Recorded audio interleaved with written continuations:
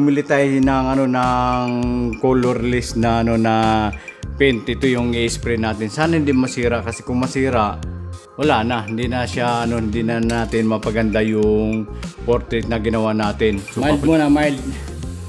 Okay. So hindi siya nasira, no? Hindi nasira yung ginawa nating portrait.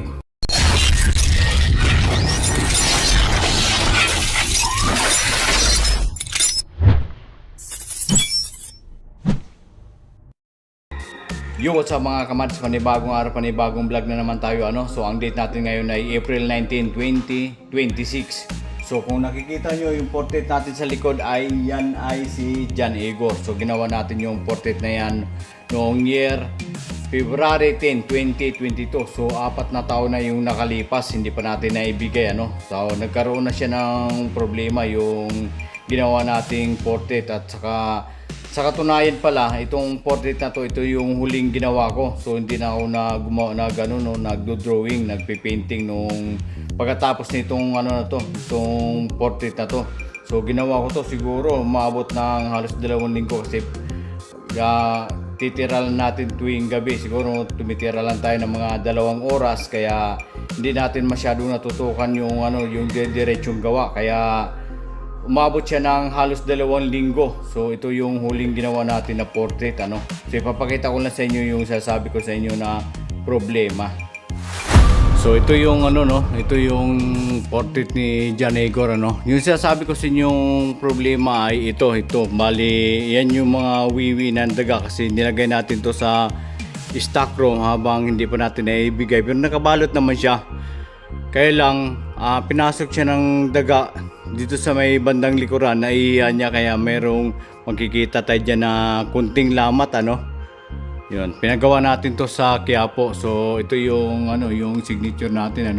Ginawa natin yan noong February 10, 2022. So 4 na taon na yung nakalipas. Yan yan si John Igor. So ang gagawin natin ngayon ay pipinturahan natin yan ng colorless para siya yung lilitaw yung niya, yung ginawa nating portrait.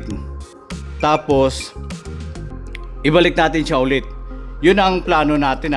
Kung sakaling hindi siya magkaroon ng problema, kasi kung pag-spray natin kakalat yung ginawa natin, kakalat dyan, masisira yung portrait natin. Logo na lang ng YouTube channel yung ilalagay natin dyan. So sana hindi masira. So may binili tayo dito sa Ace Hardware na colorless. Papakita ko lang sa inyo. Okay. So ito yung binili natin sa Ace Hardware. So nasa na ba yung halaga nito? Ito yung halaga niya, 279. Yan, talagang ginastusan pa natin yan para mapaganda lang natin tong portrait ni John Igor. John Igor pala. Dahil nilasanin ako sa John. Si John Igor, para lumutang yung kulay na yan, gaganda siya. Bumili tayo ng colorless na paint. Ito yung i-spray natin. Sana hindi masira kasi kung masira, wala na. Hindi na siya hindi na natin mapaganda yung portrait na ginawa natin. So papalitan lang natin ang logo. Pero sana ay hindi siya masira. So ang gagawin natin ay dito natin ilalatag tapos i-sprayhan natin. So tama-tama naman at ako lang ngayon tsaka yung mga aso. Siguro tabi ko muna yung mga aso para hindi maapakan yung gawa natin. So doon muna kayo sa kwarto blue ha. Huwag kayong umihi doon sa may kama. So dalawa yung aso natin. Yung isa ay nandito. Nasaan na ba yun? Nawala. Siguro na siya, tulog. So ibaba natin yung portrait. Okay. May kabigatan siya. Ay, kabigatan. So bakita ko lang sa inyo yung likod Okay. Yun to yung sinasabi ko sa inyo na may ihis siya ng bubuwit na daga. Yan, tapos binutasan pa may butas pa. Pero pwede pa naman siyang gamitin. So ang gagawin natin ay tatanggalin natin itong dinikit natin dito. Tapos saka natin pipinturahan ng colorless para lulutang yung gawa natin na ano na portrait ano, yung gumanda yung ano natin, yung painting natin. Ano ba yan? May kabigatan siya, mabigat yung ano. Kasi salamin yan eh. Baliktad pala siya. Ayan o. So tatanggalin natin. So ito yung isang aso natin na. Ayan o, si Topi. Hello Topi. Ito naman si Blue. Mahilig niyang manggulo. Siguro ikulong muna natin itong dalawang aso. So ngayon mga kamarik, sa ibabaklasan na natin yung nilagay natin dito sa may bandang gilid para mapinturahan na natin.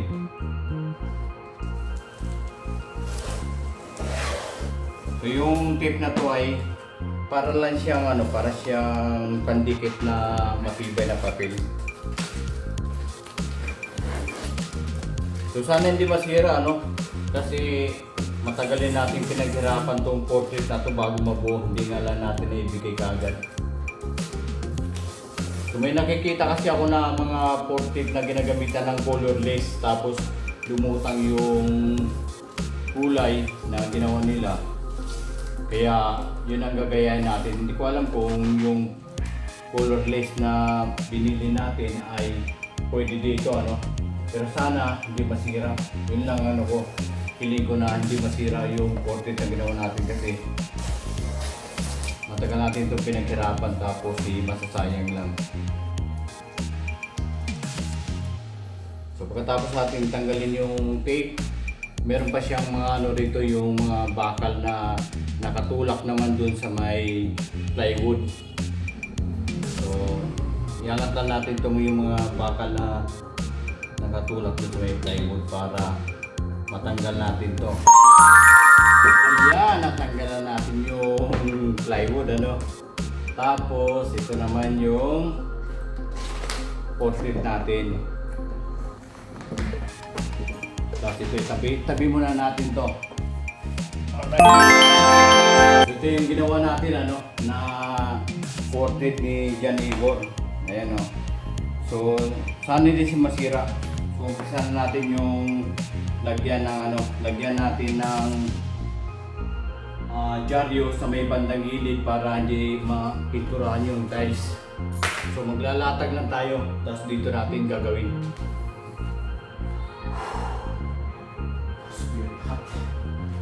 So yun, check muna natin para mahalo yung pangkulay no. Sana hindi masira. So ito na, i-sprayhan na natin.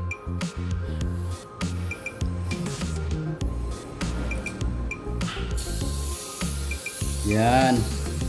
Mild muna, mild.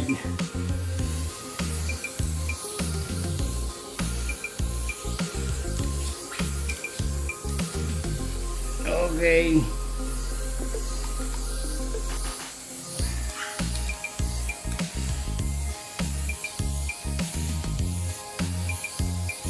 So lumutang rin yung wiwi ng daga, no?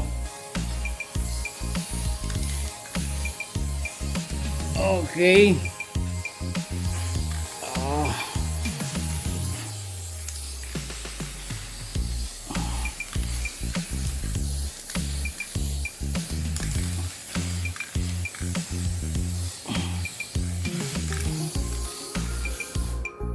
Ayan na mga kamariks. Okay. So hindi siya nasira no, hindi nasira yung ginawa nating portrait. So kung napapansin nyo ay medyo gumanda siya no. Kitang-kita na yung gawa natin. Ang problema nga lang ay kitang-kita rin yung wiwi ng daga. Ayun no. Kitang-kita rin. So palatandaan talaga yan na yung portrait natin ay medyo may katagalan na. So okay siya no? Okay. So kahit na may wiwi ng daga yan ay ano pa rin siya, maganda pa rin yung gawa nating portrait. So ibabalik natin to at ibibigay natin to kay Jan Igor kapag ano. Bibigay natin kay Jan Igor kapag magkikita kami. Ayun o. So So lumutang na yung ano, yung kulay. So isprehan pa natin ulit para yung ano, yung ginawa natin ay matibay, hindi basta-basta masisira kahit ilang taon pa yung lilipas ano. Yan, kapalan natin.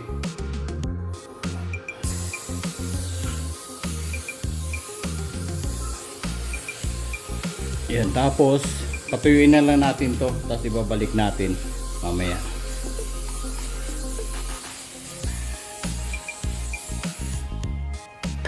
Okay. So hindi siya nasira, no? Galing. Ang galing. So kuminang yung kulay niya at tumingkad. Sayang nga lang, ano? Nakikita na yung ano, yung wiwi ng ano, yung bubuwit na daga. Pero ano siya? Tumingkad yung kulay at hindi nasira. Good job. So ibabalik kita sa dating lagayan. Papatuyin muna kita. So mga kamaris, sana ikapitan na natin yung 40 dito sa frame, ano? So malaki yung pasalamat ko na hindi nasira yung ating ginawa kasi almost 2 weeks ko itong ano, pinaghirapan tapos masisira lang. So ngayon ay nalagyan na natin ng colorless. So maganda yung kinalalabasan niya, ano? So ipapakita ko lang sa inyo. So ito siya. So dito natin ilagay para makita natin ng malinaw. Yan. So tumingkad yung gawa natin, ano, nilagyan natin siya ng colorless. Yun nga lang ay kitang-kita yung wiwi ng mouse dito, ano. Ayan, no. Kitang-kita yung wiwi ng bubuwit.